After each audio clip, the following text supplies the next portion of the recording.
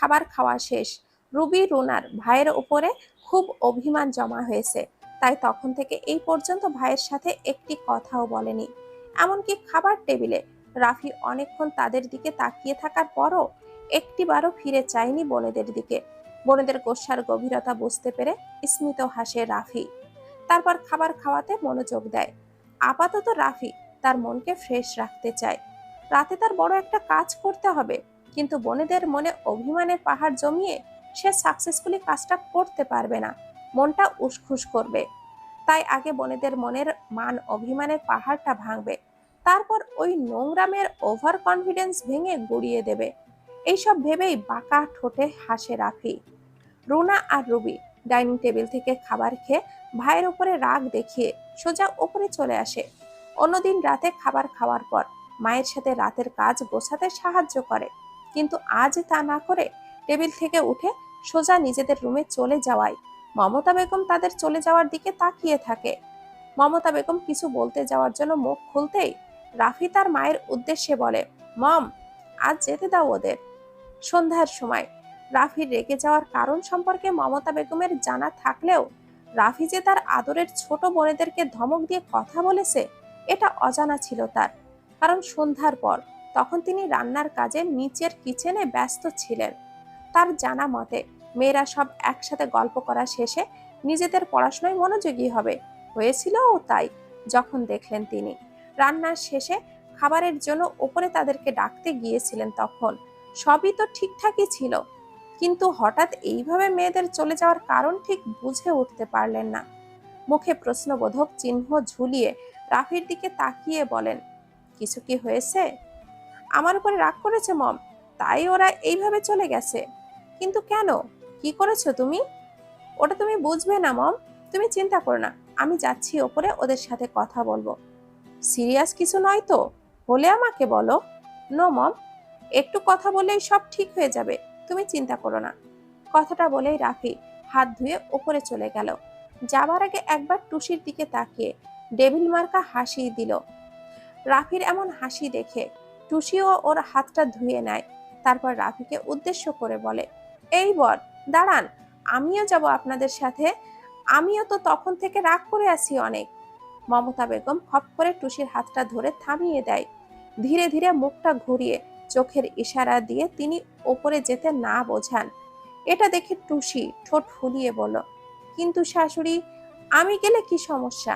আমিও তো অনেক রাগ করেছি, আপুদের থেকেও আমার তো অনেক বেশি রাগ হয়েছে। তাহলে তো বর আমার সাথে কথা বলে আমারও তো রাগ ভাঙাবে, তাই না?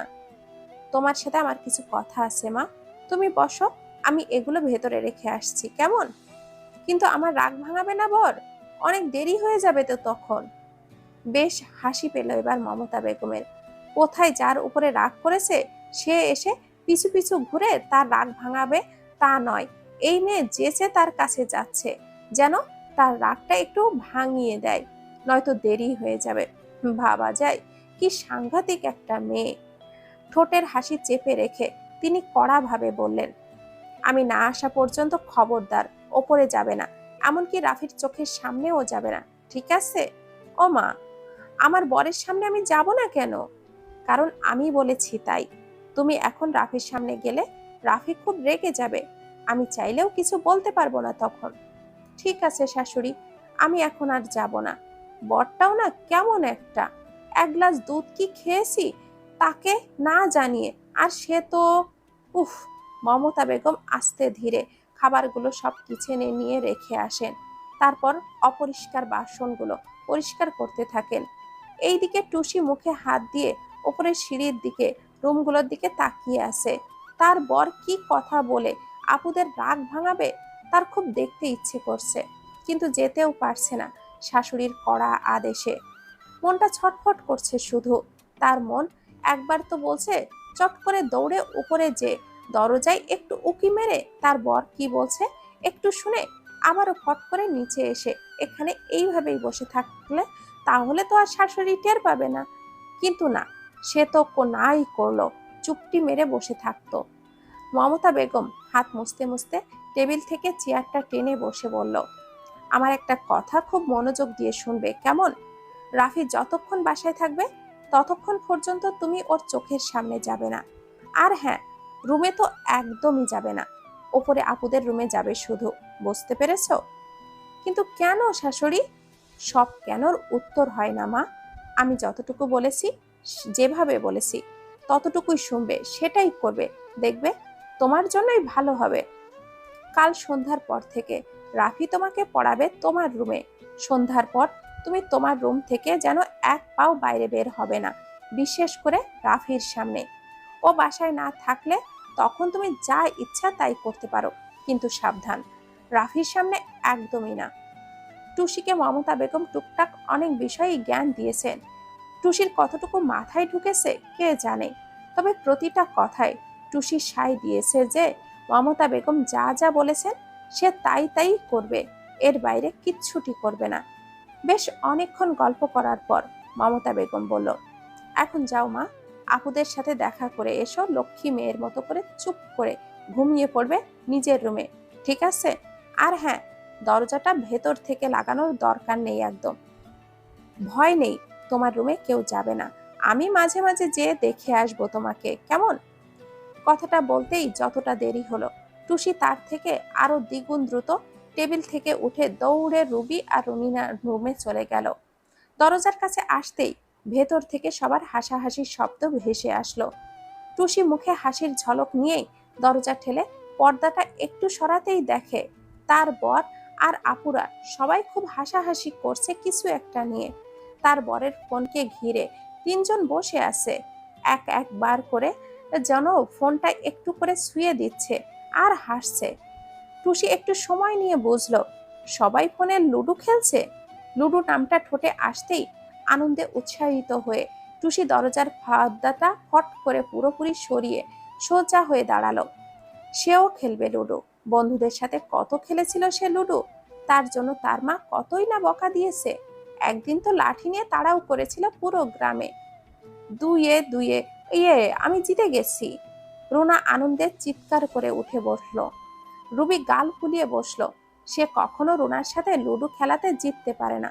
অন্যদিনের কথা না হয় বাদই দিল, আজ তার ভাই খেলছে তাদের সাথে, আজকেও হারতে হলো তাকে। ভাবতেই একগাল বিষণ্ণতা সেয়ে গেল রুবির মুখে।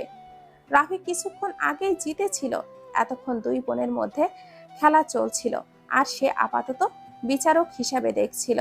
হঠাৎই টুসিকে দরজার কাছে শটান হয়ে দাঁড়িয়ে থাকতে দেখে রাফির মাথায় শয়তানি বুদ্ধি এসে ভর করলো। এখনই খেলা শেষ করতে দিতে চেয়েছিল, কিন্তু এখন সে তা করবে না, আরো একটা দান খেলবে। এখন উঠে চলে গেলে এই মেয়েটা এসে এখানে বসবে আর বেহায়ার মতন হি হি করে হাসবে, যার বিকট শব্দে রাফির মস্তিষ্ক দাউ দাউ করে জ্বলে উঠবে।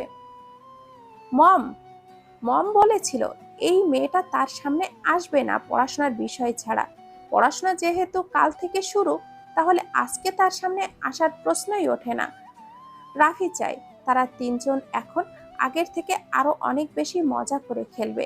আর ওই নোংরা মেয়েটা ভেতরে আসতে না পেরে দাঁড়িয়ে দাঁড়িয়ে ভেতরে ভেতরে ছটফট করবে আর কষ্ট পাবে খেলতে না পেরে। মেয়েটাকে কষ্ট দেওয়াই এই সুযোগটা রাফি কিছুতেই হাতছাড়া করতে চায় না। তাই শক্ত চোখে একবার রাফি টুসির দিকে তাকালো। রুবি রুনা উল্টো দিকে ঘুরে বসেছিল, এই জন্য দরজার কাছে টুসি দাঁড়িয়ে আছে তা বুঝতে পারেনি তারা। তাছাড়া অনেক দিন পর তারা তিন ভাই বোন মিলে একসাথে খেলায় মগ্ন হয়েছে। দিন দুনিয়ার হিসাব এখন আপাতত তাদের মাথায় নেই। টুসি পা বাড়িয়ে ভেতরে যেতেই বরের দিকে তাকায়। তার বরের তীক্ষ্ণ দৃষ্টি মনে করিয়ে দেয় তার শাশুড়ি পই পই করে নিষেধ করেছেন পড়া ছাড়া যেন বরের সামনে একদমই না যেতে, গেলে ভীষণ রেগে যাবে, তার বর বকবে। আর বকলে শাশুড়িও কিছু বলতে পারবে না। কথাটা মনে পড়তেই টুসির চোখ দিয়ে পানিতে টইটুম্বুর হয়ে গেল। দুই পা পিছিয়ে পর্দাটা আবারও নিজের মুখের ওপরে ধরে দাঁড়িয়ে রইল। মনে মনে বলল, বর, আমিও খেলতে চাই, একটু খেলতে নিন না আমায়। এই বর, আমার না লুডো খেলতে ভীষণ ভালো লাগে, একবার খেলতে দিন না। বেশ কিছুক্ষণ সময় কেটে গেল, টুসি সেভাবেই দাঁড়িয়ে আছে ওইখানে। যদি একবার কেউ তাকে খেলতে ডাকে সেই আশায়। পর্দাটা একটু উঁচু হওয়ার কারণে টুসির পা দুটো দেখতে পাচ্ছে রাফি। মনে মনে ভীষণ আনন্দ পেল সে। আবার খেলায় মনোযোগ দিল রাফি। কারণ ছাড়াই চিৎকার করে হাসছে, যেন সে সবার গুটি খেয়ে ফেলেছে একের পর এক। মিনিট অতিক্রম করে না করেই তার আগে নাক টেনে কান্নার শব্দ শুনতে পায় রাফি। বুঝতে পারে কে কান্না করছে। এই কান্নার শব্দটা যেন রাফির ঠোঁটের কোণে হাসি ফোটানোর জন্য যথেষ্ট ছিল। টুসিকে শুনিয়ে শুনিয়ে বোনদের উদ্দেশ্য করে বলল, অনেক দিন পর তোদের সাথে লুডো খেলে খুব মজা পেলাম। ভাবছি আজ রাতটা এভাবে লুডো খেলবো। কি বলিস তোরা, রাজি তো? সত্যি? আমরা রাজি, ইয়ে। টুসির বোঝা হয়ে গেছে, সে সারা রাত এইভাবে দাঁড়িয়ে থাকলেও তাদেরকে কেউ খেলতে নেবে না। শুধু শুধু এখানে দাঁড়িয়ে তাকে কষ্টই পেতে হবে। থাকবে না সে এখানে। বরটা তার খুব পচা। এক বুক কষ্ট নিয়ে নিজের রুমে চলে গেল সে, মন খারাপ নিয়ে। কখন ঘুমের দেশে পাড়ি দিল সে নিজেও জানে না। সময় রাত 1:25। তখন আরো ঘন্টা খানেক সময় নিয়ে তারা খেলা করে। হঠাৎ রাফি অফিসের কথা বলে চলে আসে খেলা থেকে। তারপর নিজের রুমে বসে কিছু একটা করে। সবাই ঘুমে আচ্ছন্ন হয়ে গেছে বুঝতে পেরে নিজের পরিকল্পনা মোতাবেক কাজ শুরু করে দেয়। রাফি টুসির দরজার কাছে এসে মনে মনে হাসলো। এই রুমের চাবির গোছা তার মমের কাছে এক গোছা থাকে, আর তার কাছে আর এক গোছা থাকে। তাই রাফি ভেবেছিল চাবি দিয়ে রুমের দরজাটা খুলে ভেতরে ঢুকবে, কিন্তু দরজায় হাত দেওয়ার পরপরই বুঝতে পারলো দরজা খোলাই আছে। কিঞ্চিত রাগ হলো রাফির এবার মেয়েটার ওপরে। এইভাবে রুমের দরজা কেউ খুলে কখনো ঘুমায়? মানে যেচে দরজাটা খুলে রেখেছে যাতে কেউ এসে আবার তার সর্বনাশ করুক। সিরিয়াসলি? পারেও বটে মেয়েটা। ঠোঁট চেপে নিঃশ্বাসটা আটকে হালকা হাসতে হাসতে রুমে এসে বেশ সময় নিয়ে কিছু একটা করলো। দুই একবার বেশ শব্দ হলো কিছু পড়ে যাওয়ার, কিন্তু টুসি তাতে বেমালুম। বেলকুনির দরজাটা খুব সাবধানে খুলে তাতে লম্বা লম্বা দড়ি বেঁধে নেয় রাফি। বেডের মাথার কাছে জানালার থাইটা সরিয়ে সেখানে একটা সাউন্ড স্পিকার রাখে, যার কানেকশন আছে রাফির ফোনের সাথে। এবার বেলকনির দরজাটা আটকে সে বাইরের থাইয়ের পাশে আড়াল হয়ে দাঁড়ায়। ফোনে কোনো একটা ডিভাইস চালু করে কিছু সাউন্ড অন করে দেয়। হাতে থাকা তার সহ সেই সুইচটা ছিল তা ওকে করে দেয়। মুহূর্তে টুসির রুমে অদ্ভুত রকমের ভুতুড়ে শব্দ হতে থাকে। সুইচ বারবার অন অফ করাতেই রুমের চার কোণায় 4টি লাইট সহ নিচের মেঝেতে রাখা কয়েকটা বাল্ব জ্বলে ওঠে নেভে। দড়িটা ধরে বারবার টেনে টেনে একবার লাগিয়ে দিচ্ছে, আবার আরেকবার খুলছে। সিলিং ফ্যানের সঙ্গে বড় একটা কোল বালিশ কে সাদা কাপড় দিয়ে বেঁধে লাশের মতো করে ঝুলিয়ে রেখেছে এবং একদম স্লো করে ফ্যানটা ছেড়ে দিল, যেন মনে হয় একটা লাশ ঝুলে আছে। টুসি ঘুমিয়ে গেলে একদম নেতিয়ে হয়ে যায়। ভ্যাপসা গরম, তার উপরে অদ্ভুত রকমের শব্দে ঘুমটা বেঘাত সৃষ্টি করেছে। তবুও চোখ মেলে তাকাতেই পারছে না, যেন কেউ সুপার গ্লু দিয়ে তার চোখটা আটকে দিয়েছে। রাফি অনেকক্ষণ ধরে চেষ্টা করছে টুসিকে ভয় দিয়ে জাগানোর, কিন্তু এই মেয়ে সহজে চোখ খোলার পাত্রেই নয়, ঢের বুঝতে পারছে রাফি। এবার একটু জোরে শব্দ করে বেলকুনির দরজাটা অন অফ করছে। নিচে মম ঘুমিয়ে আছে, জোরে শব্দ করলে তিনি চলে আসতে পারেন, সেই ভয়ও কাজ করছে রাফির মনে। প্রায় 20 মিনিট চেষ্টা করার পরও টুসির কোনো হেলদোল দেখল না রাফি। মানে এই মেয়েটা মানুষ নাকি মহিষ রাফি বুঝে উঠতে পারে না। রাফি চাইছে প্রথমে টুসি ভয়ে চোখ মেলে তাকাবে, মাথার ওপরে একটা লাশ ঝুলে থাকতে দেখবে, রুমে অদ্ভুতভাবে আলো জ্বলে উঠবে আর নিভে যাবে, দরজা বারবার শব্দ করে খুলে যাবে আর আটকে যাবে। তারপর হঠাৎই গায়েবী আওয়াজে তার সাহসিকতার হিসেবে নিকেশ ক্লোজ করে দিবে রাফি। কিন্তু রাফির চিন্তাধারায় এক বালতি পানি ঢেলে দিয়ে টুসি দিব্যি ঘুমিয়ে আছে, তবে ঘেমে নেমে একাকার অবস্থা তার। রাফি এবার সাউন্ডটা পাল্টে অদ্ভুত ভয়ঙ্কর হাসির শব্দ সেট করে দেয়। টুসি নিজেকে বাঁচানোর জন্য আপ্রাণ চেষ্টা করছে, হাত পা কোনোটাই ছোটাতে বাকি রাখছে না সে। টুসি কথা বলতে চাইছে, কিন্তু তার আগেই তার মুখটা চেপে ধরে রাখা হয়েছে বুঝতে পেরে। কি বিশ্রীভাবে হাসছে তার সামনে থাকা লোকগুলো। দুইজন দানব এসে টুসির মাথার কাছে দাঁড়িয়ে উল্টো ঘুরে তার হাতটা চেপে ধরে আছে, অন্যদিকে দুই পায়ের গোড়ালি শক্ত করে ধরে রেখেছে। আর এক দানব আকৃতির লোক টুসির ওপরে উঠে বসে, বিশ্রী কামড় আঁকতে থাকে টুসির বুকের, কোমরে, গলায়। পাশেই আর একটা লোক ফোনের লাইটটা জ্বালিয়ে অন্যদের দেখতে সাহায্য করছে এবং পরবর্তীতে তার পালা বলে অদ্ভুত মুখভঙ্গি করছে। টুসি ছটফট করে কাঁদছে আর বলছে, আহ, লাগছে আমার, ছাড়ো তোমরা, ব্যথা পাচ্ছি আমি, আমার খুব কষ্ট হচ্ছে, খুব, আমার জামাটা ছিঁড়ো না তোমরা, আমু ভীষণ বকবে। লোকগুলো টুসির কথা শুনে হো হো করে হাসতে থাকে, যেন টুসির কথা তাদের খুব মজা দিচ্ছে। গোঙানি করে কাঁদতে থাকে টুসি, বিড়বিড় করে আওতাতে থাকে, ছেড়ে দাও আমাকে তোমরা, আর কষ্ট দিও না, তোমাদের পায়ে পড়ি, আমার খুব কষ্ট হচ্ছে, হাত দুটো ভেঙে গেল আমার, এভাবে কামড়ে আমার মাংস খেও না। প্রায় রাত 2টার দিকে ঘুম ভেঙে গেল মমতা বেগমের। উঠে এক গ্লাস পানি খেয়ে নিল। পাশেই মাথার কাছে টেবিলের ওপর থাকা জগ থেকে মাথার পাশে বালিশের নিচ থেকে চশমাটা খুঁজে চোখে পরে নেন তিনি। আর দুটো নিচে নামিয়ে বার্মিজ গড়িয়ে নেয় নিজের পায়ে। টুসিকে একবার দেখে আসবেন মমতা বেগম, যতই বলুক মেয়েটা একা একা ঘুমাতে পারবে, কিন্তু তিনি জানেন ঘুমের ঘোরে সেই দিনের ঘটনাটা ভেবে ভয়ে কতবার তাকে জড়িয়ে ধরেছে এই কয়দিনে। তাই মনটা খুব অস্থির হচ্ছে টুসির জন্য। সিঁড়ি বেয়ে ওপরে ওঠেন তিনি, মেয়েদের রুমের দিক থেকে চোখটা ঘুরিয়ে ছেলের রুমের দিকে তাকায়, সঙ্গে সঙ্গে ভুরু জোড়া কুঁচকে যায় তার। রাফির রুমের দরজাটা খোলা এবং ভেতরে আলো জ্বলছে, এইদিকে টুসির রুমেও আলো নিভু নিভু করছে। অথচ তিনি ঘুমানোর আগেও একবার এসেছিলেন, তখন তো তিনি টুসির রুমের আলোটা বন্ধ করে দরজাটা ভিড়িয়ে দিয়েছিলেন। তাহলে রাফি টুসির এমন বিড়বিড় করে কথা বলা বুঝতে পেরে সাউন্ড স্পিকারের ভলিউমটা আরো কম করে এগিয়ে আসে রুমের ভেতরে টুসির দিকে। তার পরিকল্পনা যতটুকু সাকসেস হচ্ছে সেটাই দেখার জন্য। মেয়েটার যে গাঢ় ঘুম, এত সহজে ঘুম থেকে উঠতে পারবে না। যদিও তাকে সামনে দেখে তাহলে সে এক রাম ধমক দিয়ে বসিয়ে দিবে ভেবে নেয়। ভেতরে এসে রাফি দেখে মেয়েটা ভয়ে কাঁচুমাচু করছে, দুই হাত মুচড়িয়ে যাচ্ছে সমানে, যেন কেউ তার হাত শক্ত করে চেপে ধরে আছে। ভুরু কুচকে এলো রাফির। সত্যি সত্যি ভূত এসে ভর করলো নাকি মেয়েটার ওপর? পরেক্ষণেই নিজের ভাবনায় এক রাশ বিরক্ত নিয়ে মনে মনে বলল, এই মেয়েটার চক্করে রাফি তুই পাগল হয়ে গেছিস, ভূত বলতে কিচ্ছু হয় না। টুসি আবারও বিড়বিড় করে কিছু বলতে থাকে। রাফি একটু ঝুঁকে যায় টুসি কি বলছে সেটা শোনার জন্য। ছেড়ে দেন আমাকে, ও আল্লাহ গো, ও মা গো, খুব ব্যথা লাগছে, কষ্ট হচ্ছে আমার, কি রাক্ষস এরা মা, তুমি মারলেও এতটা কষ্ট হয় না মা, ছেড়ে দেন বলছি, নয়তো আমি কান্না করব। রাফির মনটা ধক করে উঠল।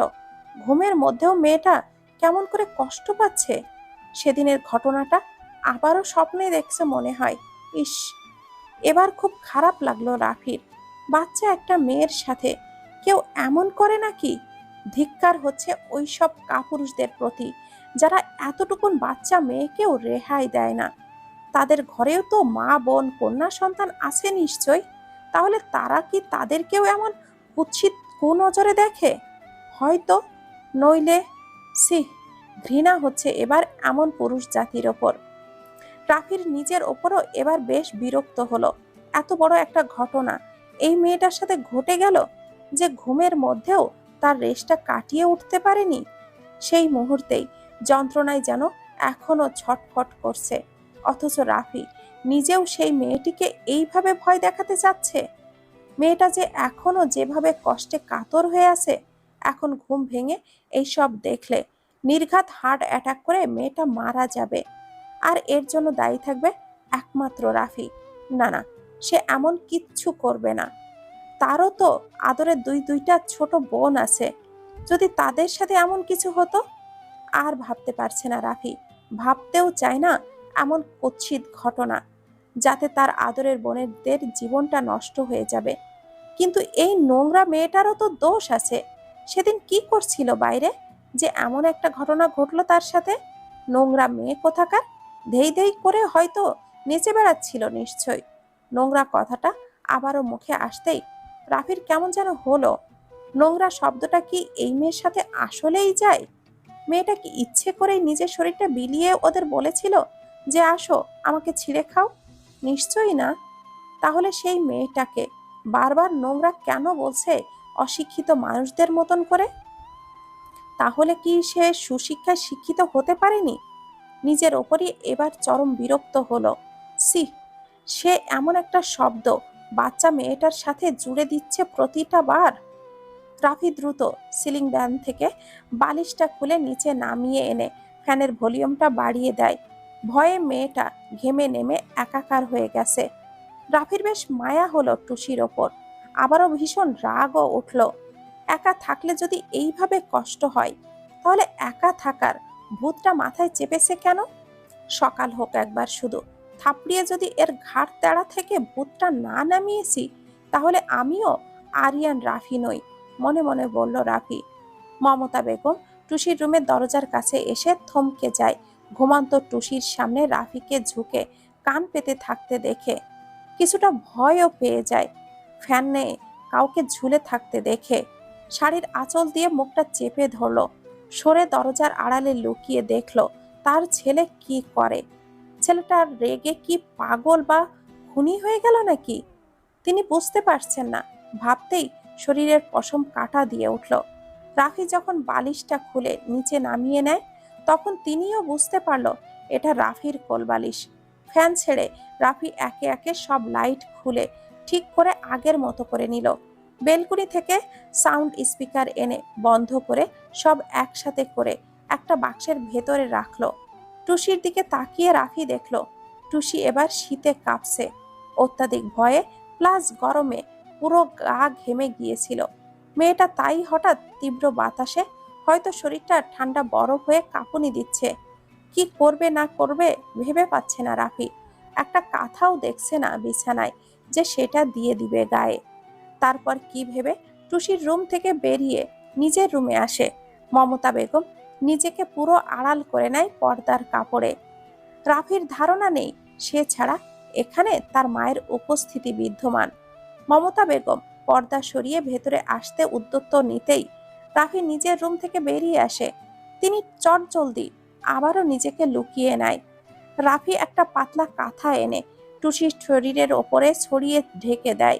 ফ্যানের ভলিউমটা হালকা স্লো করে বাক্সটা নিয়ে সোজা নিজের রুমে এসে দরজাটা লাগিয়ে শুয়ে পড়ে। রাফি দরজা দেওয়ার পর মমতা বেগম পর্দার ওপাশ থেকে বেরিয়ে আসে। ভেতরে টুসির গায়ের কাঁথা জড়ানো দেখে বেশ হাসি পেল। ছেলেটাকে বলেছিল বাচ্চাদের মতো কান্না করে হাত পা ছড়িয়ে আইসক্রিমের জন্য বায়না করতে পারবে কিনা, কিন্তু ছেলে যে এমন ভয়ঙ্কর বাচ্চামো করবে তার বিন্দু মাত্রও ধারণা ছিল না তার। ঠোঁটে হাসি ফুটিয়ে মনে মনে বলল, একদিন এই বাচ্চা মেয়েটার জন্য মরিয়া হয়ে উঠবি তুই রাফি, দেখে নিও।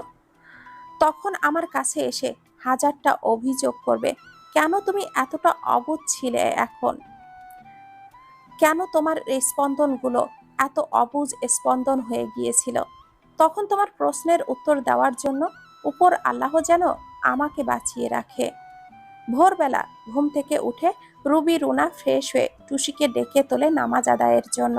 টুসি ঢুলতে ঢুলতে উঠে যায়। কাল রাতে শাশুড়ি বলেছিল এক ওয়াক্ত নামাজ যেন কাজা না করে সে।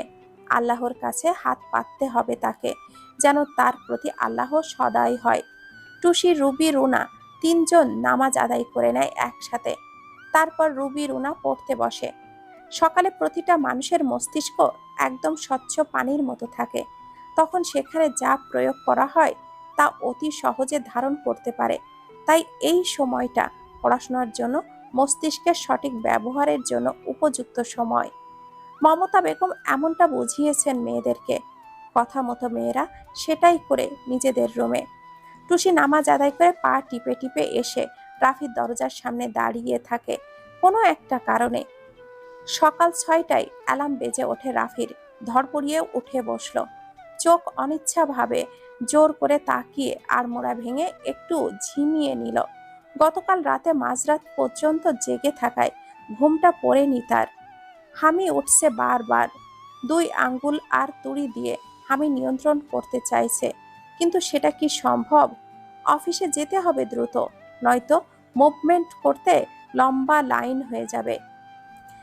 পাবলিক কোম্পানির কাজের প্রচুর চাপ থাকে, তাই সময়ের হেরফের করলে নিজের খাটুনি বেড়ে যায়, যা রাফি একটুও চায় না। তাড়াতাড়ি অফিস করে সন্ধ্যায় বাসায় এসে রেস্ট করবে, সারাদিনের ক্লান্তি দূর করতে পারবে, এটাই তো অনেক। কিন্তু আজ থেকে সেটাও আর হবে না, রাফি জানে।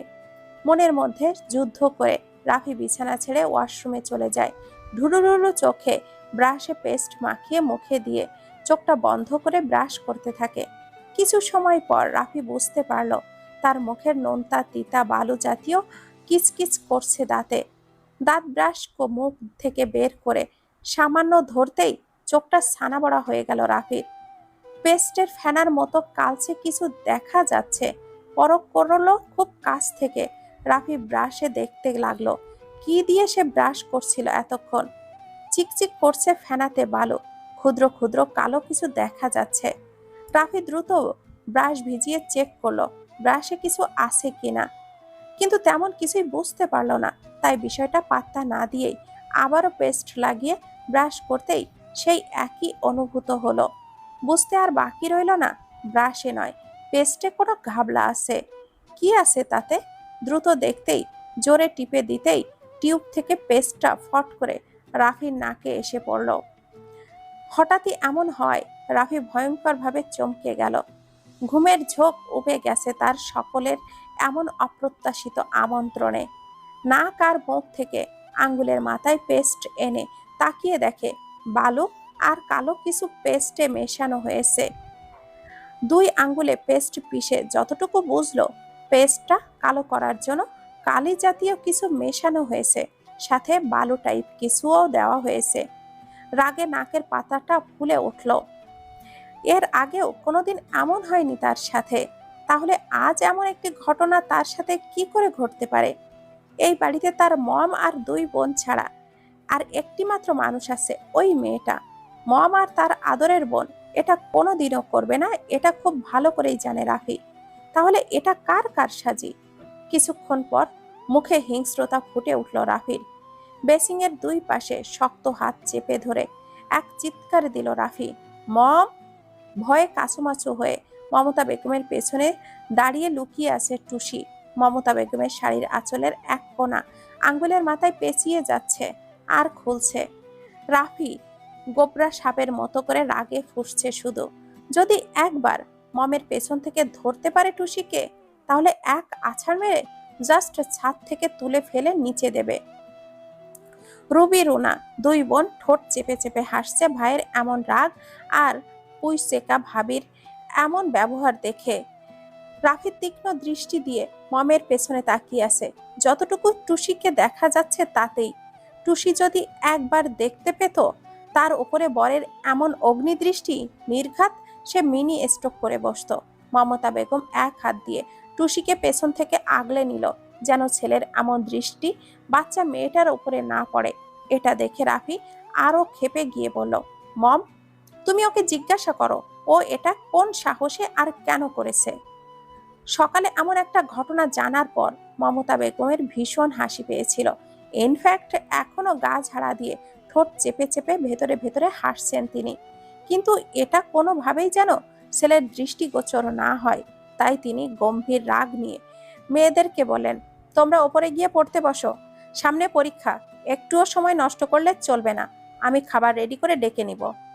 মায়ের কথা মতো রুবি আর রোনা উপরে চলে যায় নিজেদের রুমে। মায়ের কথা মতো রুবি ও রুনা উপরে চলে যায় নিজেদের রুমে। মায়ের উপরে একটি কথা বলারও সাহস নেই এই দুই মেয়ের, তাই মা যা বলল সহজে মেনে নিল, যদিও তারা এখন এখানে একটু থাকতে চেয়েছিল। রুবি রুনা উপরে চলে গেলে মমতা বেগম ছেলেকে বলল, এবার বলো রাফি, তুমি কি বলতে চাইছো? মম, তুমি ওকে বলতে বলো ও এটা কেন করেছে। টুসির হাতের বাহু আলতো করে ধরে মমতা বেগম তার সামনে এনে বলো, বলো তো মা, এটা তুমি কেন করেছো? আর না করলেও বলো যে এটা তুমি করনি। তবে হ্যাঁ, যা বলবে সবটাই সত্য বলবে। ও শাশুড়ি, এই বরটা না খুব পচা, আমার এমন বর চাই না গো। হ্যাঁ, তোমার বর হবার জন্য তো আমি লাফাচ্ছি। রাফি, আমি কথা বলছি তোর সাথে, আমাকে কথা বলতে দাও আগে। পাগল মেয়ে, বর কখনো পচা হয় নাকি? আচ্ছা, কি করেছে রাফি তোমার সাথে যে তুমি এটা করলে? জানো শাশুড়ি, এই পচা বরটা কাল রাতে আপুদের সাথে বসে সারাটা রাত লুডো খেলেছে, আমাকে একটুও খেলতে ডাকেনি। আমি কতক্ষণ দরজার কাছে দাঁড়িয়ে কেঁদেছিলাম, তবুও খেলতে নেয়নি। আবার আমাকে চোখ রাঙিয়েছে জানো, তবুও আমি দাঁড়িয়েছিলাম, তাও একবারও খেলতে ডাকেনি। আবার সাদা দাঁত বের করে হেসেছিল আমাকে দেখিয়ে দেখিয়ে। তাই কাগজে পুরে ঘর ঝাড়ু দিয়ে সেই কালি আর ময়লা এক করে ওনার পেস্টে মিশিয়েছি। এবার থেকে আমাকে না নিয়ে খেললেও আমাকে শুনিয়ে শুনিয়ে ওই কালা দাঁত বের করে আর হাসতে পারবে না। ঠিক বলেছি না বলো? মমতা বেগমের চোখটা ছানা বড়া হয়ে যায়। কি সাংঘাতিক মেয়ে রে বাবা! তাকে খেলতে নেয়নি বলে কি কাণ্ডটাই না ঘটালো, ভাবা যায়। রাফির পেটের ভেতর থেকে সবকিছু দলা পাকিয়ে বমি আসার উপক্রম হলো। সে ঘর ঝাড়ু দেওয়া ময়লা আর কাগজের কালি দিয়ে ব্রাশ করছিল, ভাবতেই যেন বমিতে তার সারা শরীর কাটা দিয়ে উঠছে। অনেক কষ্টে নিজেকে নিয়ন্ত্রণ করে রাফি খ্যাপাটে বাঘের মতো করে বলে উঠল, তোমাকে তো আজ আমি মেরেই ফেলবো। কেন? কেন মারবে তুমি ওকে? মম, তুমি বলছো এই কথা? শুনলে না ও কি বলল? হুম, শুনেছি। তবুও চুপ করে ওর সাপোর্ট করবে তুমি? হ্যাঁ, করব। কারণ পাথর চললে পাল্টা ঢিলের আঘাতটাও সহ্য করার ক্ষমতাটা রাখতে হয়। মম, কি বলতে চাইছো তুমি?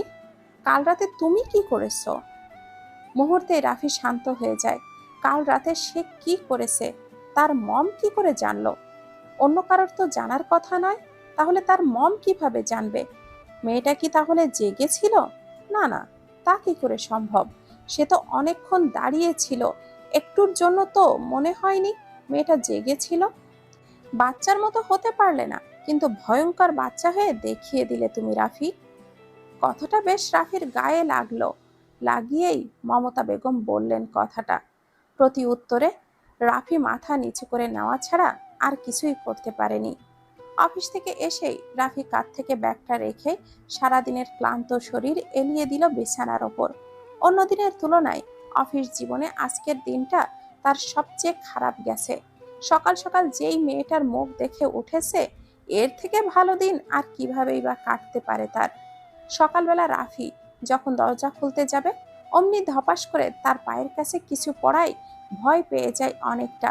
ভোর থেকেই টুসি দরজায় কান পেতে বসে থাকতে থাকতে এক প্রকার ঘুমিয়ে পড়েছিল। হঠাৎই দরজা খোলায় সে রাফির পায়ের কাছে ধপাস করে পড়ে যায়। পড়ে গিয়ে ঘুমটা ভেঙে যায় তার। বুঝতে আর বাকি থাকে না কার পায়ের উপরে সে পড়েছে। যদিও রাফি বুঝে গিয়েছিল এটা এই মেয়েটার কাজ, তবুও কোথাও একবার মনটা না বলছিল। এবার রাফির লাল চোখ দিয়ে গোল গোল করে তার দিকে তাকিয়ে থাকতে দেখে ধড়পড় করে উঠে বসতে গিয়েই আবারও ও পড়ে যায়। উঠে পালাবে তেমন শক্তি বা সাহস ঠিক কুলিয়ে উঠতে পারে না টুসি। তাই ছোট্ট বাচ্চাদের মতো করে দুই তিন হাঁটু হামা দিয়ে এগিয়ে এসে ভো দৌড় দিয়ে সিঁড়িদের নিচে নামতেই মমতা বেগমের রুমে। ভয়ে কাঁপতে লাগলো টুসি। সিঁড়ি বেয়ে দৌড়ে পালানোর মানে এক প্রকার যুদ্ধ জয় করে নেওয়া টুসির কাছে। হাত পা কাঁপছিল টুসির, তাই মমতা বেগমকে চাপটে ধরে হাঁপাচ্ছিল। পরিস্থিতি সামলাতেই মমতা বেগম টুসিকে আরো জড়িয়ে ধরলেন নিজের সাথে। কি কি হয়েছে মা? এভাবে ভয় পাচ্ছ কেন? কিছু কি দেখেছো? শেষে শাশুড়ি, আমার পচা বরটা না লাল চোখওয়ালা ভূত হয়ে গেছে গো। মানে? তখনই রাফির চিৎকার শুনে বাইরে বেরিয়ে আসে মমতা বেগম সহ টুসি। ওপর থেকে রুবি রুনাও চলে আসে। তারপর যা হয়, উফ! সকালের এমন ঘটনার পর খাবার খেয়ে অফিস করার ইচ্ছাটাই মরে গিয়েছিল রাফির। তাই কোনো রকম ফ্রেশ হয়ে অফিসে যেতে উদ্যত নিতেই বাদ সাধে মমতা বেগম। সকালে খাবার না খেয়ে বাড়ির কেউই এক পাও বের হবে না, এমন কড়া নির্দেশ দেন তিনি। সকালের ঘটনার পর রান্না করতে যেমন দেরি হয়েছে, মমতা বেগমের তেমন অফিসে যেতেও দেরি হয়েছিল রাফির। ফলস্বরূপ মুভমেন্ট করে অফিসের কাজ করতে লেট। তার উপরে সকালের রাগ মাথায় নিয়ে কাজ করতে গিয়েও সব ফাইল রেডি করতে গিয়ে আরো এলোমেলো হয়ে যায়। খাটুনি দ্বিগুণ বেড়ে যায়। বসের সামনে ঠিকমতো কাগজ প্রেজেন্ট করতে না পারায় গুটি কতকগুলো কথাও শুনতে হয়েছে। একে তো অফিসে দেরি করে আসা, তার উপরে ফাইল ভুলভাল আনা, পরে সেটা ঠিক করতে গিয়ে আবারও কাজের এলোমেলোতা, ঠিক মতো কাজে মনোযোগ না দেওয়া, সব মিলিয়ে রাগটা আরো চওড়াও হয় টুসির ওপর।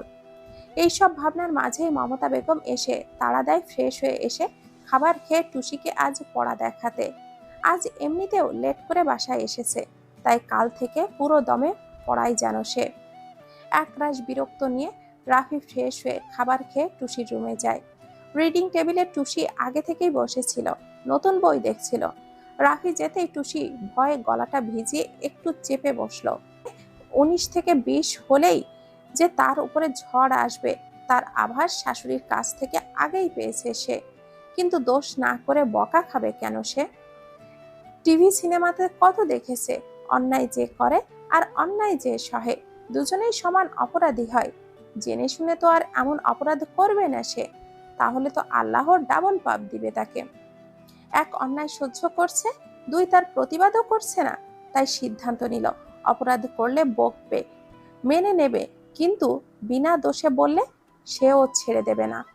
রাফি বসতে বসতে তার মায়ের বলা কথাটা একবার মনে করে নিল, পাথর ছুঁড়লে পাল্টা ঢিলের আঘাতটাও সহ্য করার ক্ষমতা রাখতে হয়। তাই সে আর এমন কিছুই করবে না যাতে করে এমন কিছু ফেস করতে হয়। থাকুক এই মেয়েটা তার মতো করে, সে এতদিন যেইভাবে ছিল সেভাবেই সে খুশি। রাফি যা রাতে করেছিল মমতা বেগম তা জানলেও বাড়ির সবাই সহ রাফি রাতে যা করেছিল মমতা বেগম তা জানলেও বাড়ির সবাই সহ বেমালুম ছিল টুসি। শুধু খেলতে নেয়নি বলে এমন একটা কাণ্ড করলো। যদি জানতে পারতো রাফি তার জন্য কি ছক কষেছিল, তাহলে যে কি করতো আল্লাহ মালুম। মেয়েটা না জানলেও ভুল তো তারও ছিল, তাই সেও ভুলের পাল্টা জবাব হিসেবে টুসির করা কাণ্ড মেনে নিল। বাচ্চা বলে ছেড়ে দিল রাফি, তবে মেয়েটা তার ধারের কাছেও যেন না আসে রাফি এটাই চাই। কিন্তু মায়ের জন্য তার চাওয়াকে বলি দিতে হলো। আপাতত রাগটা দমন করে রাফি কিঞ্চিত বিরক্ত নিয়ে চেয়ার টেনে ঠান্ডা সুরে বসে বলল, শোনো মেয়ে, আজ যা যা করেছো তার জন্য আমি কোনোদিনও তোমাকে ক্ষমা করব না। সারাদিন অফিস করে এসে তোমার সাথে বেশি বকবক আমি করতে পারবো না। একবার থেকে দুইবারের বেশি বলা আমার পক্ষে সম্ভব নয়, তাই যা বলবো চেষ্টা করবে মাথায় একেবারে সেটা সেট করতে। আর সবচেয়ে বড় কথা, বকবক করে আমার মাথা খাবে না। এই যে বর, আমি আপনার মাথা খাবো কেন? মানুষের মাথা কি খাওয়ার জিনিস হলো? বরং মাছের মাথা, গরুর মাথা, ছাগলের মাথা, হাঁসের মাথা, মুরগির মাথা, এগুলো হলো অন্য কথা। ভুরু কুচকে রাফি বোঝালো সে রেগে যাচ্ছে। এই বর, রেগে যাচ্ছেন কেন আপনি? আমি পড়া বুঝতে না পারলে তো বারবার জিজ্ঞাসা করবই। আপনি দেখেননি স্কুল কলেজে বা কোথাও পড়তে গেলে যে পড়ায় সে বলে তোমরা কিছু না পারলে বা না বুঝলে বারবার জিজ্ঞাসা করবে, আমি বুঝিয়ে দেব। বেশি বকবক না করে পড়ায় মনোযোগ দাও, বাচাল মেয়ে কোথাকার। আমি মোটেও বাচাল নই বর, আশ্রমে সবাই বলেছে আমি খুব ভালো মেয়ে, শাশুড়িও তো বলেছে, রুবি আপু, রুনা আপু, তারাও বলেছিল সেদিন। বিশ্বাস না হলে দাঁড়ান, আমি আপুদেরকে ডেকে আনছি। বসো, স্টুপিড মেয়ে কোথাকার। রাফির ধমকে ভয়ে লাফ দিয়ে বসার বদলে চেয়ার ছেড়ে সরে একটু পিছিয়ে যায় টুসি। স্টুপিড যে একটা গালি টুসি খুব ভালো করেই জানে, টিভিতে অনেকবার বলতে শুনেছে সে। তাই ভয় পেলেও একটু রেগে কাপা কাপা গলায় বলল, বারবারই এই মেয়ে, নোংরা মেয়ে, বাচাল মেয়ে, স্টুপিড মেয়ে কেন বলেন আপনি আমাকে? বউ বলতে পারেন না? বউ হয়তো আমি আপনার, থাপড়িয়ে আমার বউ হওয়ার স্বাদ একবারে মিটিয়ে দেবো একদম। এখনো নাক টিপলে মুখ থেকে দুধ বের হয়, আবার আসছে আমার বউ হতে। আমারও শখ নেই আপনার মতো পচাবরের বউ হবার, শুধু শাশুড়ি বিয়ে করিয়েছে বলে। আচ্ছা যান, বউ নাই বা বললেন, নাম ধরেও তো ডাকতে পারেন। মেয়েটার কথায় যুক্তি আছে। রাফি বুঝলো তার আসলে ভুল হয়েছে। মেয়েটার তো একটা নাম আছে, তাহলে সেটা বলেই ডাকা উচিত। কিন্তু নিজের ভুল এইটুকু একটা মেয়ের সামনে কিছুতেই স্বীকার করে নিজের পায়ে কুড়োল মারতে পারবে না রাফি। তাই বিদ্রুপ করে বলল, যেই না নাম, বসো এখানে। টুসি ধমক শুনে হালকা কেঁপে উঠল। তারপর ভয়ে আস্তে আস্তে চেয়ার টেনে বসে ভীত চোখে একবার রাফির দিকে তাকিয়ে বই হাতে নাড়তে থাকলো। যদিও টুসির নাম দুইটা একবার শুনেছে মায়ের মুখে, তবে নামটা একদম বাজে বিশ্রী টাইপ নাম মনে হলো রাফির কাছে। তবুও প্রশ্ন করলো, নাম কি তোমার? মানে টুসি নাকি নাকি অন্য কোনো নাম টাম আছে? আছে আছে বল, একটা আসল নাম আছে। আসল নাম আছে মানে? ইয়ার কি মারছো আমার সাথে? নামের আবার আসল নকল আছে নাকি? আল্লাহ, আপনি জানেন না? ওই আপনার নেই বুঝি, তাই না? ফাজলামি হচ্ছে না? আমার সাথে ফাজলামি? তুলে একটা আছাড় মেরে দেবো, বেয়াদব কোথাকার। আহ, কি জ্বালা রে বাবা! আমি কথা বললেই দেখছি আপনি তেলে বেগুনে জ্বলে উঠছেন। আমি জ্বলে উঠছি? আমি? তোমার কথাগুলোই এমন, শুনলেই যেন গায়ের শরীরটা জ্বলে ওঠে। কথা না বাড়িয়ে এবার বলো, তোমার আসল নামটা কি? আমার আসল নামটা হচ্ছে তুষবা শিকদার। আমার খালামণি আমাকে ছোট করে তুষবা তু আর শিকদার এর শি এই দুটো নিয়ে একসাথে টুসি বলতো। তখন আমি ছোট ছিলাম, নামটা আমার খুব ভালো লাগে। আর এই নাম ছাড়া অন্য নামে ডাকলে আমি শুনতামই না। আমার ছোট ছোট ভাই যখন হয়, তারপর কথা বলতে শেখে, তখন ও টুসি বলতে পারতো না, তাই ও কেটে কেটে বলতো তুতলিয়ে। আমাকে আপু না বলে টুসি বলে ডাকতো। তখন আমার আবার টুসি নামটা ভালো লেগে যায়। তখন থেকে আবার আমাকে টুসি নামে না ডাকলে আমিও নাকি ডাক শুনতামই না। সেখান থেকেই আমার নাম হলো টুসি। দাদির মুখে গল্প শুনেছি এটা। এবার বুঝতে পারলেন আসল নাম আর নকল নাম কি? খোদার কসম, তোমার এই মুখটা এখন বন্ধ না করলে আমি just kill you, just kill you. আমি পড়বো না আপনার কাছে, আমি পড়বো না বল। আমি শুধু শুধু আপনি আমাকে শুধু শুধুই বকেন। গেট আউট, বেরিয়ে যাও, বেরিয়ে যাও আমার চোখের সামনে থেকে। আপনি যান, এটা আমার ঘর, শাশুড়ি ঘরটা আমাকে দিয়েছে। রাফির মাথায় এবার যেন আগুনটা দাউ দাউ করে জ্বলে উঠল। এই মেয়েটা তার বাড়ি থেকে তাকেই বের হতে বলছে? ভাবা যায়? কি সাংঘাতিক সাহস এইটুকুন একটা মেয়ের! আর কতক্ষণ নিজের রাগটাকে নিয়ন্ত্রণ করা যায় রাফির জানা নেই।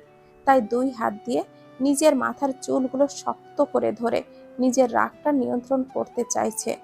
টুসি ভয়ে চেয়ার থেকে উঠে দুই পা পিছিয়ে যেয়ে দাঁড়ায়। তারপর ঠোঁট ভেঙচি দিয়ে বলে, রাগ দেখাচ্ছে? আমার ঘর থেকে আমাকেই চলে যেতে বলছে? মনে হচ্ছে এটা নিজের ঘর। আর সহ্য হলো না রাফির। সহ্য করার একটা ধৈর্যেরও তো সীমা আছে। সব সীমা অতিক্রম করার জন্য এই মেয়ের একটা বলি যথেষ্ট। মমতা বেগম আঁচলে হাত মুছতে মুছতে ওপরে উঠে আসেন। শোবার আগেই একবার করে ছেলে মেয়েদের ঘরে উকি দিয়ে যান তিনি। আজ আবার টুসির রুমেও একটু বসবেন বলে সিদ্ধান্ত নেন। ছেলে কেমন পড়ায় তিনি দেখতে চান। রাফির আগে টেবিলের ওপর থেকে কিছু একটা ছুঁড়ে মারে টুসির পায়ের উপরের দিকে। টুসি ভয়ে লাফ দিয়ে দরজার কাছে যেতেই মমতা বেগমের সাথে ধাক্কা খায়। ভয়ে মমতা বেগমের পেছনে যেয়ে লুকায়। রাফিকে বই ছুঁড়ে ফেলতে দেখে তিনি রেগে যান। কি হচ্ছে কি রাফি?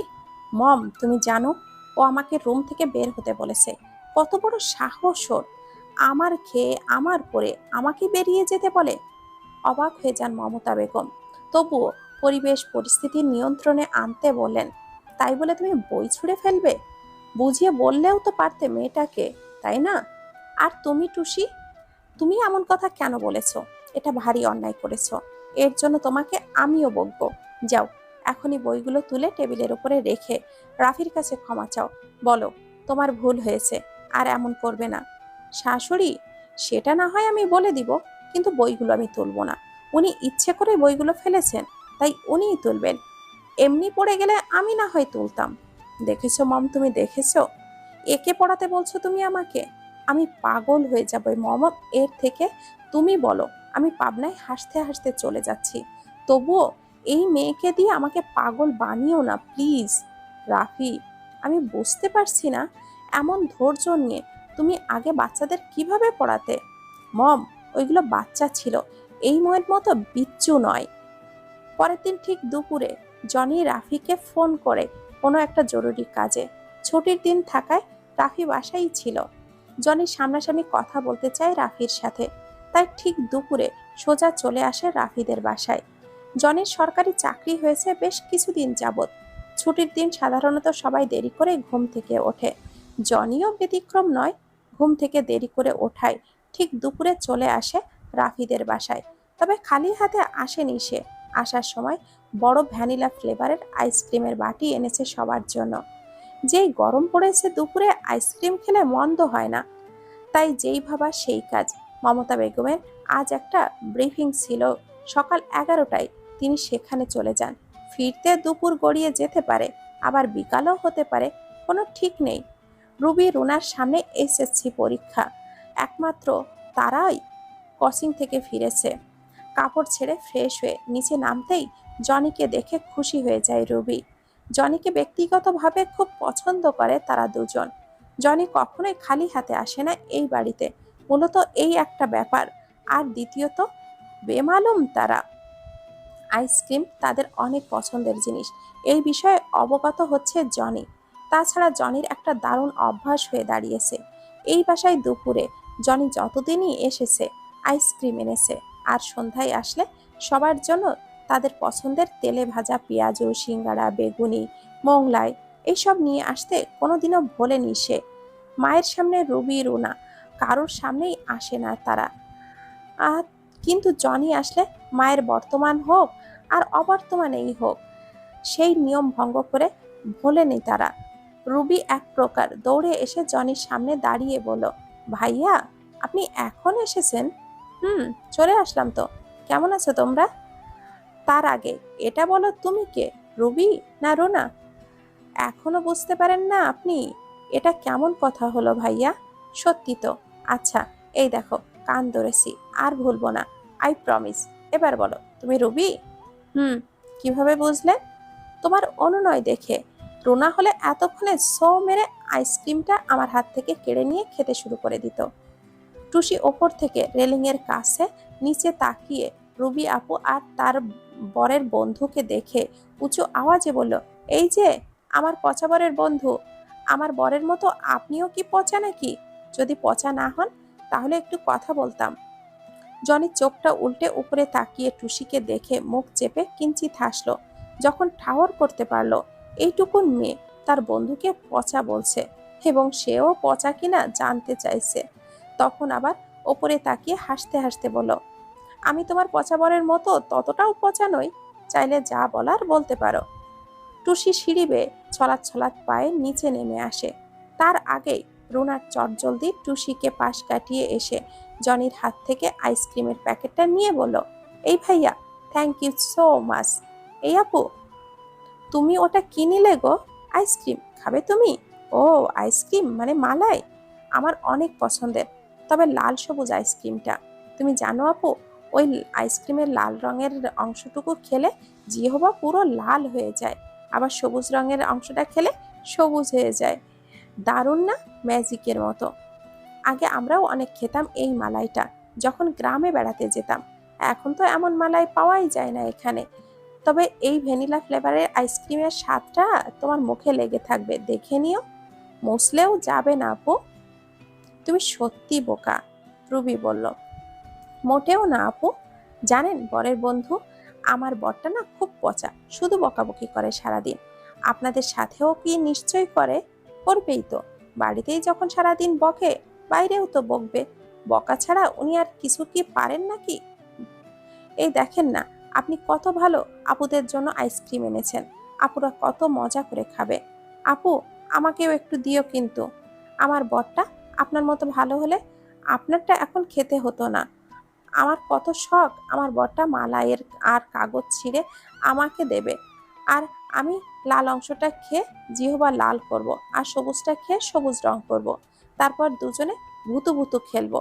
খুব মজা হতো না বলেন? আমাকে দেখে সবাই ভয় পেত, আপনিও পেতেন। আমার বরটা এমন হলে জানালে ওনাকে বিয়েই করতাম না। আপনি খুব ভালো মনে হচ্ছে। আমার শাশুড়ি কেন যে আপনার সাথে আমার বিয়ে দিল না?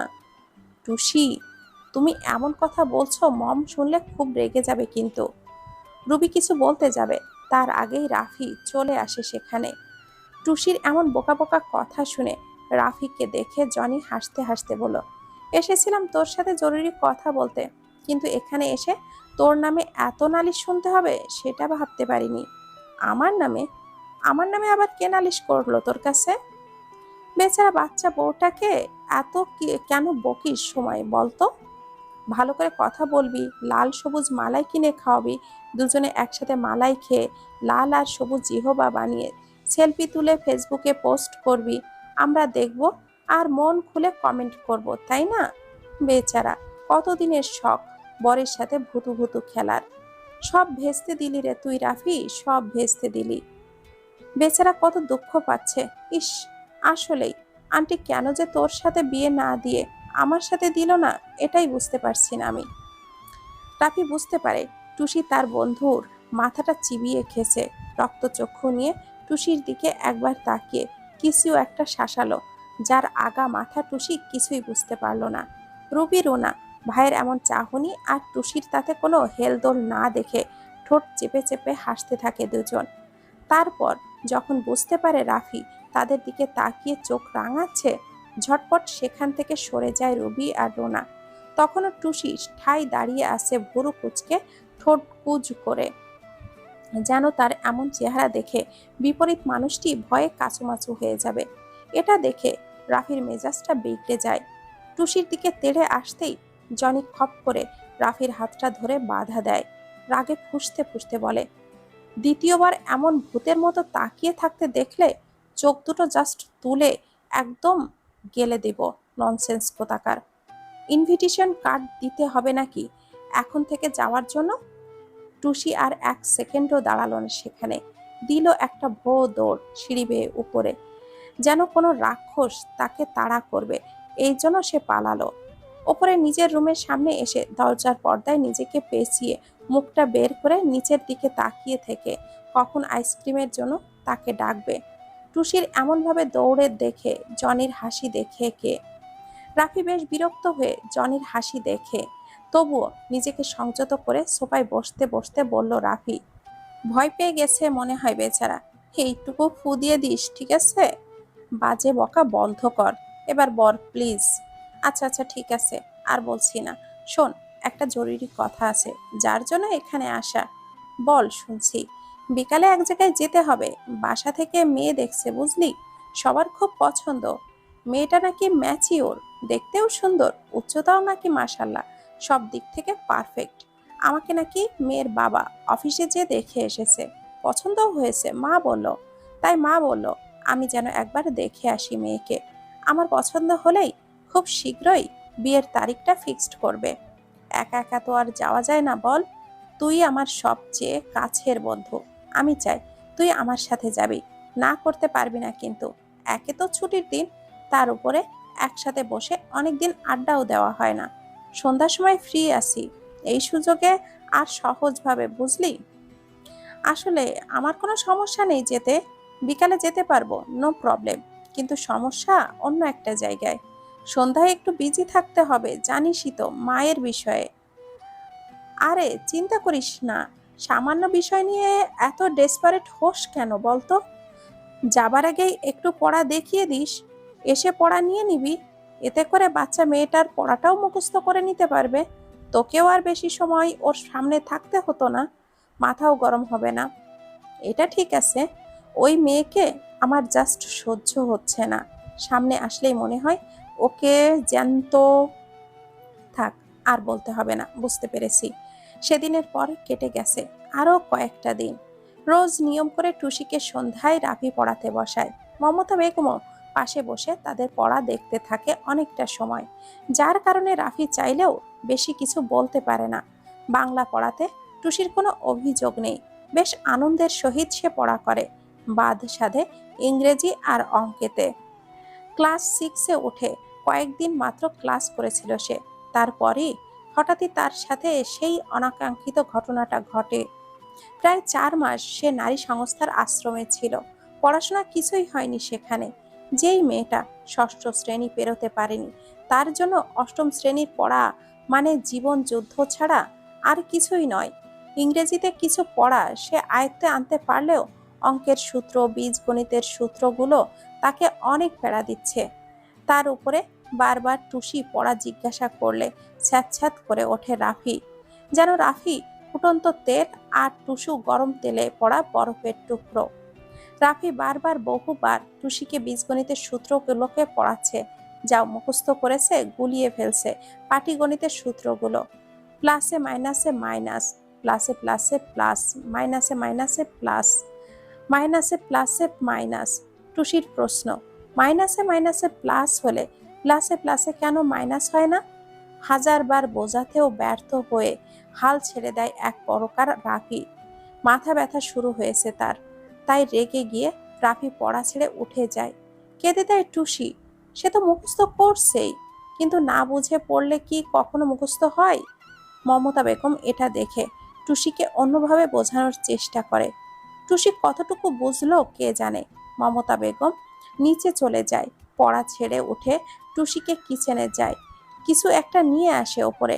রাফি ফার্মেসিতে গেছে, ফার্স্ট এইড বক্সটা মাথার ব্যথার কোনো ঔষধ না পেয়ে সোজা ঔষধ আনতে গেছে। এই ফাঁকে টুসি রাফির রুমে যে কিছু একটা করে, তারপর টুসি হাত ঝাড়তে ঝাড়তে নিজের রুমে এসে ফ্রেশ হতে চলে যায়। রাতের খাবার শেষ করে ওষুধটা খেয়ে রাফি গায়ের শার্টটা খুলে স্যান্ডো গেঞ্জি আর 3/4 প্যান্ট পরে বিছানার উপরে শুয়ে পড়ে টান টান হয়ে। বেশ কিছু সময় পর রাফি বুঝতে পারে তার সাথে কিছু একটা হচ্ছে। হাত দিয়ে নিজের শরীরের অনেকাংশ ঘষতে থাকে, আনাস কানাস। পুরো শরীর এমন গরম হবার কারণ সে বুঝতে পারছে না রাফি। ধপ করে উঠে বসে সে। গরম নয়, অসম্ভবভাবে পুরো শরীর জ্বলে যাচ্ছে তার। ফট করে বিছানা ছেড়ে উঠে চেক করলো বিছানায় কিছু আছে কিনা, কিন্তু কিছুই চোখে পড়ল না। লাল রঙের বিছানার উপর হালকা ধুলো মনে হলো। একবার তাই বিছানাটা হাত দিয়ে কিছুটা ঝেড়ে আবারও শুয়ে পড়ল। ঘুম আসছে না কিছুতেই, কেমন যেন হচ্ছে তার। মাথা ব্যথাটাও খুব বেশি জেঁকে বসেছে। মাথা ব্যথাটা এতটাই বেশি হচ্ছে যে এমন অস্বস্তি লাগছে তা বুঝতেই পারছে না। উবু হয়ে আবারও ঘুমানোর বৃথা চেষ্টা করে রাফি। না, এই অসহ্য জ্বলে ওঠা শরীর নিয়ে সে কিছুতেই ঘুমাতে পারবে না। তাই উঠে ওয়াশরুমে ঢুকে চোখে মুখে পানির ছিটা দিল।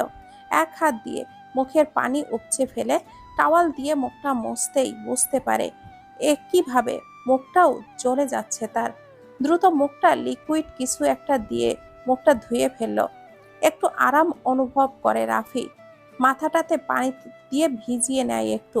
এতে বেশি ব্যথা আগে কখনো অনুভব করেনি রাফি। তার উপরে এইভাবে সমস্ত শরীর জ্বলে যাচ্ছে, পানির স্পর্শে বেশ ভালোই লাগছে।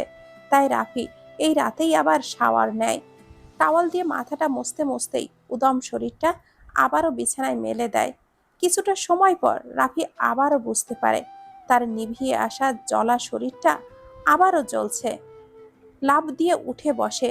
রাফি বিছানার চাদরটা নিচে টেনে তুলে ঝাড় দেয়, সাথে সাথে কিছু গুঁড়ো উড়ে এসে রাফির চোখে পড়ে। চোখ দুটো ধক করে জ্বলে ওঠে। নাকে কিছুর তীব্র ঝাঁজ এসে বেঁধে সঙ্গে সঙ্গে কাশি শুরু হয়ে যায়। মুখ চেপে কাশতে কাশতে আবারও ওয়াশরুমে যেয়ে চোখে মুখে এলোমেলো ভাবে পানির ছিটা দিতে থাকে। বালতিতে রাখা পানির মগ দিয়ে সাবান ডলতে থাকে নিজের শরীরে রাফি। জ্বলতে জ্বলতে শরীরের অনেক অংশই লাল হয়ে গেছে রাফির। বুঝতে বাকি থাকে না রাফির এটা শুকনো মরিচের গুঁড়োর তেজ ছিল, আর এটা কে করেছে। চোখে মুখে হিংস্রতার ভাব ফুটে আসে রাফির। এমন কাজ এই বাড়িতে একমাত্র টুসু ছাড়া আর কেউই করতে পারে না। তাই এমন বেবোধ কাজের জন্য চরম শাস্তি তাকে ভোগ করতেই হবে। লাথি দিয়ে বালতিটা ছিটকে ফেলে দেয়। পরের দিন স্কুল শেষ হবার আগেই রুবি রুনা দুজন এক প্রকার স্কুল ফাঁকি দিয়েই বেরিয়েছে। একটা সিএনজি ভাড়া করে সোজা চলে আসে ঢাকা জাগরণী চক্র ফাউন্ডেশনে, যেখানে জনি জব করে। নিচতলায় দারোয়ানের মাধ্যমে খবর পাঠায় জনিকে নিচে আসার জন্য, এবং এটাও বলে খুব ইমার্জেন্সি। কিছু সময়ের ব্যবধানে জনি হন্তদন্ত হয়ে নিচে এসে রুনা রুবিনাকে দেখে অবাক হয়ে যায়। এগিয়ে এসে তাদের সামনে দাঁড়িয়ে ব্যস্ত গলায় জিজ্ঞাসা করে, তোমরা তোমরা এখানে কি করে? মানে কিছু কি হয়েছে? রুবির ফর্সা চেহারা, চোখ মুখ লাল হয়ে আছে, চোখ দুটো ফুলে গেছে মনে হচ্ছে। কেউ কিছু বলেছে বা মেরেছে, যার কারণে কাঁদতে কাঁদতে চোখের এই অবস্থা করেছে। জনি ব্যস্ত গলায় আবারও বলে, কেউ কিছু বলেছে তোমাদের? 1 মিনিট 1 মিনিট। স্কুল ড্রেস পরা, স্কুলে কিছু হয়েছে? টিচাররা কিছু বলেছে? নাকি রাস্তায় কেউ বিরক্ত করেছে? রুবি নাক টেনে বারবার যাতে কান্নার রেশটা একটু কমাতে পারে। রুনা স্কুল ব্যাগটা বুকের সাথে আরো চেপে ধরে, রুবির দিকে একবার তাকিয়ে চোখটা নিচে নামিয়ে নেয়। এটা দেখে জনির প্রচুর টেনশন হয়। এই প্রথম তাদের দুজনকে জনি তার অফিসের সামনে আসতে দেখছে, তাও এইভাবে। কোথাও কোনো বিপদের আশঙ্কা নয় তো? ভাবতেই গলা শুকিয়ে আসে জনির। তার প্রাণপ্রিয় বন্ধুর কিছু হয়নি তো মনে হতেই মস্তিষ্ক চটজলদি উত্তর দিল, সকালে অফিসে এসেই তো কথা হলো। আজ বিকালে রাফি, জনি এবং জনির বাবা মা সহ বিকালে আহ, বিকালে সবাই মিলে বিয়ের পাকাপোক্ত কথা বলতে মেয়েদের বাসায় যাবে। রাফিও হ্যাঁ বলে দিয়েছে যে সে যাবে। আর এখন রাফিও তো অফিসে। তাহলে তাহলে রুবি রুনা এই অসময়ে এমনভাবে এখানে দেখা করতে আসছে কেন? বিচলিত হয়ে জনি বলল, কি হলো? দুজনে এইভাবে চুপ করে আছো কেন? কি হয়েছে? কিছু বলবে না নাকি? ভাইয়া, আপনার সাথে একটু জরুরি কথা আছে, একটু সাইডে আসবেন প্লিজ। হুম, চলো। ওই তো সামনে আমাদের ক্যান্টিন, চলেন। 4 সিটের একটা টেবিলে তারা তিনজন বসেছে। জনির বিপরীতে রুবি আর রোনা। জনি আগে একটা পানির সাথে burger, chicken fry, potato snacks order করে। নীরবতা ভেঙে ওয়েটার কিছু সময় পর খাবার দিয়ে গেলে জনি পানির বোতলটা রুবির দিকে এগিয়ে দেয় আর বলে, পানিটা খেয়ে এবার বল কি হয়েছে, আর তোমরা এখানে কিভাবে এলে? ভাইয়া, এটা পড়ুন। ভুরু কুঁচকে জনি রুনার দিকে তাকিয়ে থাকে। এটা দেখে রুনা রুবির দিকে একবার তাকিয়ে বলল, এখানে লেখা আছে, পড়লে বুঝতে পারবেন সবকিছু। হয়তো মুখে বলতে অস্বস্তি বোধ করছে বলেই তারা দুজনে কাগজে লিখে বলার চেষ্টা করছে। এটা ভেবে জনি কাগজটা নিয়ে পড়তে শুরু করে। ভাইয়া, আপনি আমাদের বাসায় আসলে আমার খুব ভালো লাগে। যতক্ষণ আপনি আমাদের বাসায় থাকেন ততক্ষণ আমার বুকের ভেতরটা ধুকপুক ধুকপুক শব্দ হয়। আপনার সামনে গেলে আমার হাত পা ঠান্ডা হয়ে যায়, খুব শীত লাগে মনে হয়। শীতকাল আমার পছন্দ নয়, কিন্তু আপনি আসলেই যেই শীত লাগে সেই শীত আমার খুব ভালো লাগে। আপনার আনা চকলেটের খোসা আমি খুব যত্ন করে রেখে দেই। আমাদের বাসা থেকে আপনি যখন চলে যান, আপনি যেই জায়গায় বসে থাকেন, আপনি চলে গেলে আমি ঠিক সেই জায়গায় অনেকক্ষণ বসে থাকি। আপনার ফোন নাম্বারটা আমি ভাইয়ের কাছ থেকে চুরি করে নিয়েছি, কিন্তু সাহস করে কখনো ফোন দিতে পারিনি। মম জানতে পারলে বকবে তো, তাই। কিন্তু ভাইয়ার কাছে যখন জানতে পারি আপনার বিয়ের জন্য মেয়ে দেখা হয়েছে, তাই আপনি ভাইয়া সবাই মিলে আপনার বিয়ের কথা পাকা করতে যাবেন, এটা জানার পর থেকেই আমার কেন যেন খুব কষ্ট হচ্ছে। ক্ষুধা লাগছে না, পড়তেও পারছি না, পড়ার চাপে ঘুমও আসছে না, খুব কান্না আসছে। ইতি আপনার বন্ধুর বোন। জনি থম মেরে বসে থাকলো। মনে মনে বলল, ভাই দেখে তো চিঠি মনে হলো, কিন্তু এটা কি ধরনের চিঠি রে? প্রেমপত্র ধরে নিবে নাকি অনুভূতির পত্র? জনি এটা জানে না বা কিছুই বুঝতে পারছে না। রুবি জনির এমন থম মেরে বসে থাকা দেখে এবার যেন কেঁদেই দিবে। মেয়ে হয়েও সে চিঠি লিখেছে, অথচ যাকে নিয়ে লিখেছে তার কোনো ভাবান্তর নেই। বোনের দিকে তাকিয়ে রুনা যখন বুঝতে পারলো তার বোন এখনো কান্না করে দিবে, তখন ফট করে রুনা জনিকে বলল, ভাইয়া, এভাবে চুপ করে থাকবেন না। একটা উত্তর না দিলে আমরা কিন্তু এখানেই বসে থাকবো। এমনিতেও ভাইয়াকে আপনি এসব বলে দিবেন, তারপর কপালে শনি রবি সব আছে। জনি, আমি জানি রবিকেও অনেক বকবে মম। জনি ফট করে মুখ চেপে হেসে দিল। এমনটা ধারণা তার অনেক আগেই এসেছিল, যদিও সেটাকে ভুল ধারণা বলে সে ইগনোর করেছে এতদিন। কিন্তু আজ সব ধারণা সঠিক বের হলো। রুবি আর রুনা দুজনেই খুব শান্ত স্বভাবের মেয়ে, দেখতেও তো মাশাল্লাহ, তবে বয়সে আর বুদ্ধিতে একদমই কাঁচা। রুবি রুনার যে বয়স, এই বয়সে মোহে পড়াটা অস্বাভাবিক কিছু নয়। হয়তো এটা রুবির মোহ হতে পারে, কিন্তু মুখে বলে এই মোহের রেশ কাটানো সম্ভব হবে না। সময়ের সাথে সাথে মোহ কেটে যায়। তাই রুবির সময়ের প্রয়োজন। সে সত্যি ভালোবাসে কিনা বা মোহে আটকে আছে কিনা এটা তাকে জানতে হবে, বুঝতে হবে। যদি এটা রুবির ভালোবাসা হয়, জনি রুবিকে ফিরিয়ে দেবে না, সময় হলে আপন করে নিবে। চেনা জানা মেয়ে জীবনসঙ্গী হলে তাদের আলাদা কোনো মুখোশের দেখা মেলে না। খোলা বইয়ের মতোই তাদের চরিত্র মেলানো থাকে সবার সামনে। স্মিত হাসে জনি, বলল, বিয়ের জন্য ছুটি চেয়ে দরখাস্ত করতে চেয়েছিলাম, কিন্তু সামনে তো তোমাদের পরীক্ষা, আর পরীক্ষার মাঝে বিয়ের আনন্দ তো আর উপভোগ করতে পারবো না। যাই হোক, তোমাদের জন্য বিয়েটা আমার বুড়ো বয়সেই করতে হবে, বুঝতে পেরেছি। খাবারটা শেষ করে বাসায় যেয়ে ভালো করে পড়াশোনা করো, সামনে পরীক্ষা, খুব দ্রুত বড় হতে হবে কিন্তু। অফিস থেকে এইমাত্র ফিরল রাফি। গতকালের ঘটনার পর চুপ হয়ে আছে একদম। সারাটা রাত ঘুমাতে পারেনি, তবুও টু শব্দটাও করেনি। মমতা বেগমের আজ শরীরটা খারাপ, প্রেশারটা আজকাল বেশি চাপ দিচ্ছে। ঔষধ খেয়ে তিনি ঘুমিয়ে আছেন। ঘুমানোর আগেই মেয়েদেরকে বলেছেন তিনি ঘুমালে যেন খাবারের জন্য তাকে না ডাকেন, একটু ঘুমের প্রয়োজন তার। তাই যখন উঠবেন তিনি নিজের মতো করে খেয়ে নেবেন। রুবি রুনা দুই বোন মিলে যা পেরেছে রান্না করেছে। টুসিকে মমতা বেগম কড়া আদেশ দিয়ে গেছেন, সন্ধ্যায় আজ যেন পড়ায় কোনো গাফিলাতি না হয়। মাথা নেড়ে সম্মতি দিয়েছে টুসি যে আজ আর কোনো ভুল সে করবে না। হবেই বা কেন? মাইনাসে মাইনাসে যে প্লাস হয় সেটা সে প্র্যাকটিক্যালি পরীক্ষা করেছে এবং প্রমাণও পেয়েছে। বরের খারাপ অভ্যাস মাইনাস, অর্থাৎ নেগেটিভ করতে তার সাথে খারাপ অর্থাৎ নেগেটিভ কিছু করতে হবে, তাহলে ভালো কিছু মনে খারাপে খারাপে ভালো হয়ে যাবে। যেমন মাইনাসে মাইনাসে প্লাস হয়। কাল রাতে মাইনাসে মাইনাসে প্লাস, এই সূত্রটার দারুণ কাজ করেছে। আগে জানলে টুসি আরো আগেই এটা আয়ত্ত করে নিত, এমন কি সব কিছুতেই এই সূত্র প্রয়োগ করত। মনের সুখে টুসি খাতার কয়েকটা পৃষ্ঠা সূত্রগুলো লিখে ভরে ফেলেছে সন্ধ্যা থেকে। রাফি মমের শরীর খারাপ জেনে নিচে এসে একবার দেখতে আসে মায়ের রুমে। মমতা বেগমের মাথার কাছে অনেকক্ষণ দাঁড়িয়ে থেকেও রাফি যখন দেখল তার মম গভীর ঘুমে আচ্ছন্ন, তখন আর মমকে না ডেকে সোজা কিচেনে চলে যায়। বোনেদের রান্নায় ব্যস্ত থাকতে দেখে রাফির মুখে হাসি ফুটে উঠল। সুযোগ বুঝে শাস্তি দিতে চেয়েছিল, কিন্তু আজই এমন সুযোগ পাবে রাফি বিন্দু মাত্র ধারণা ছিল না তাতে। বোনেদের রান্না দেখে কথা বলতে বলতে রাফি মরিচের কৌটাটা কৌশলে নিয়ে নিজের রুমে চলে আসে।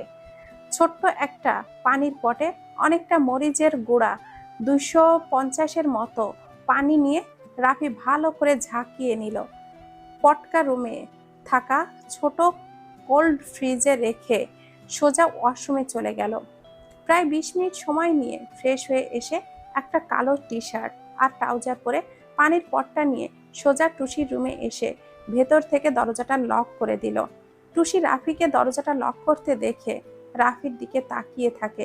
যখন বুঝতে পারে রাফির মুখটা অন্যদিনের মতো নয়, বরং হাসি খুশি দেখাচ্ছে, তখন টুসি হাসতে হাসতে বলল, বর, আপনি জানেন আজ আমি আপনার দেওয়া সূত্রগুলো একদম বুঝে বুঝে মুখস্থ করে ফেলেছি। আজ একটুও ভুল হবে না আমার। আমি সন্ধ্যা থেকে লিখে লিখে খাতার পৃষ্ঠা প্রায় শেষ করে ফেলেছি। রিয়েলি? আমি তো বিশ্বাসই করতে পারছি না। তাছাড়া এত বড় কাণ্ড করে আজ যে সব কিছুই পড়ে দম নিবে, এটা অস্বাভাবিক কিছু নয়। আমি জানতাম আজ তুমি খুব সুন্দর করে পড়া করবে, তাই তো তোমার জন্য স্পেশাল কিছু নিয়ে এসেছি, স্পেশালি তোমার জন্য। টুসির জন্য তার বর স্পেশাল কিছু এনেছে, এটা শুনে আহ্লাদে গদগদ হয়ে যায়। একটা সূত্র প্রয়োগ করেই তার বরটা এত ভালো হয়ে যাবে সে তো জানতোই না। ইস, এই শাশুড়িটাও না, আগে কেন এইভাবে বোঝালো না তাকে? কঠোর জবাব দিতে হবে তাকে। আরো আগে এভাবে বোঝালে তাকে এত বকা বা রাগ দেখতে হতো না। এবার থেকে সব প্রকার সূত্র সে তার বরের উপরে প্রয়োগ করবে। এইসব ভাবনার মাঝেই রাফি টুসির কাছে এগিয়ে এসে পটের মুখ খুলে আচানকই টুসির মুখে চেপে ধরে পটের মুখ টুসির মুখে পুড়িয়ে দিল। কিছু না বুঝে উঠতেই টুসি দিশেহারা হয়ে টকবক করে গিলতে থাকলো মরিচের গুঁড়ার পানি। 2-3 ঢোক গিলে নেওয়ার পর যখন বুঝতে পারে তাকে কি খাওয়ানো হচ্ছে, তখন ছটফট শুরু করে দেয়। রাফি টুসিকে ঘুরিয়ে শক্ত করে নিজের সাথে চেপে ধরে টুসিকে সবটা পানি খাইয়ে ছাড়লো।